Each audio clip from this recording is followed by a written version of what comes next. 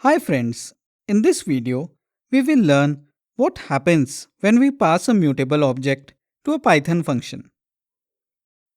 When a mutable object like a list or a dict is passed as an argument to a function, any modification made to the corresponding parameter in the body of the function can modify the original object. Hence, care should be taken while passing mutable objects. Let us check out an example. Define a function named double which accepts a list L and traverses it. While traversing, the value of each item of the list is doubled and reassigned to the same position. Now, let us assign a list 1 to 3 to variable L. Now, print the list.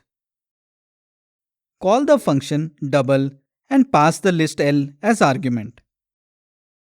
After the function is executed, let us display the value of list L. We obtain the following output. First, the original list 1 to 3 is displayed.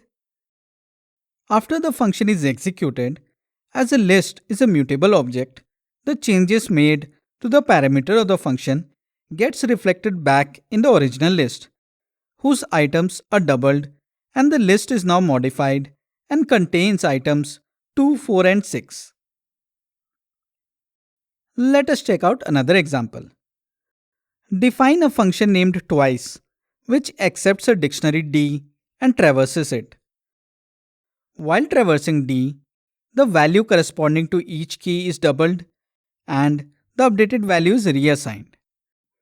Now, let us assign a dict string A is to 1 and string B is to 2 to variable D. Now, print the dict. Let us now call the function twice and pass the dict D as argument. After the function is executed, let us display the value of dict D. We obtain the following output. First, the original dict string A is to 1, string B is to 2 is displayed. After the function is executed, as a dict is a mutable object, the changes made to the parameter of the function gets reflected back in the original dict, whose values are now doubled.